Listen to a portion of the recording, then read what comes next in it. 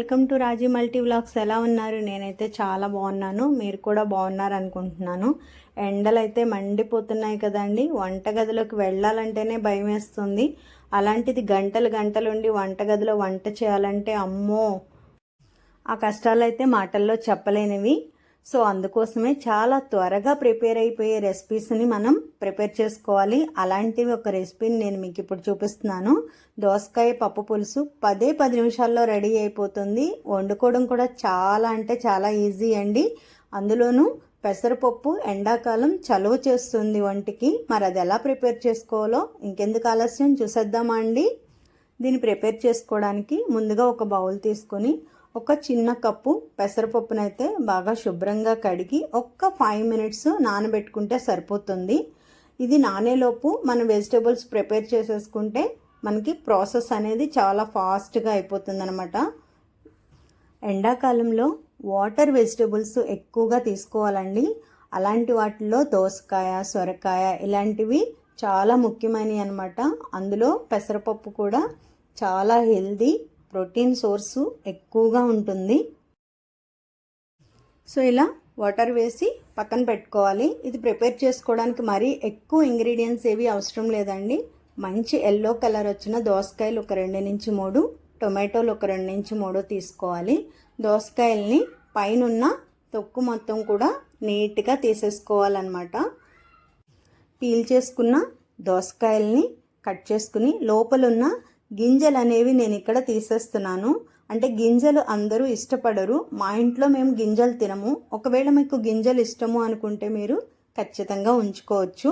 వీటిని మరీ చిన్న సైజు కాకుండా ఒక మీడియం సైజు ముక్కలు చేసుకోవాలి. దోసకాయలో చేదు ఉంటుందండి, ఖచ్చితంగా చేదు అనేది మాత్రం చెక్ చేసుకోవాలి. మంచిగా ఉన్న దోసకాయలని మాత్రమే ఇలా మీడియం సైజు ముక్కలుగా కట్ చేసుకుని పక్కన పెట్టుకోండి. చాలా ఈజీగా ఉండే ఈ రెసిపీ ప్రిపేర్ చేసుకోవడానికి ముందుగా స్టవ్ అంటించి ఒక కుక్కర్ పెట్టుకోండి. కుక్కర్ వేడైన తర్వాత ఒక 2 స్పూన్లు ఆయిల్ వేసుకొని, ఆయిల్ వేడెక్కిన తర్వాత 1 స్పూన్ జీలకర్ర, 1 స్పూన్ ఆవాలు వేసి ఆవాలు కొంచెం చిటపటలాడనివ్వండి.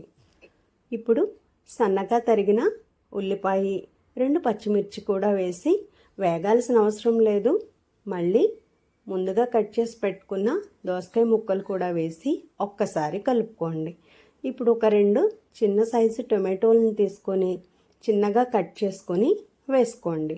ఆ తర్వాత ముందుగా నానబెట్టుకుని పక్కన పెట్టుకున్నాం కదండి పెసరపప్పు కూడా వేసి ఇవన్నీ ఒక్కసారి కలిసేలాగా తిప్పుకోండి.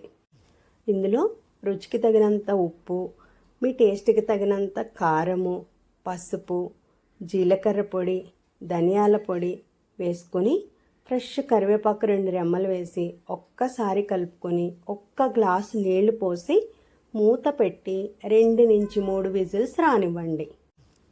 అంతే, మనకి ఎంతో టేస్టీగా ఈజీగా ఉండే దోసకాయ పప్పు పులుసు అనేది రెడీ అయిపోతుంది. కుక్కర్ ప్రెషర్ పోయిన తర్వాత ఓపెన్ చేసి సన్నగా తరిగిన కొత్తిమీర పైనుంచి అలా వేసుకుని ఒక్కసారి కలుపుకుంటే చాలు. అన్నంలోకి, రోటీలోకి సూపర్ టేస్టీగా ఉండే సమ్మర్ స్పెషల్ దోసకాయ పప్పు పులుసు రెడీ. చూసారు కదండి, నచ్చిందా?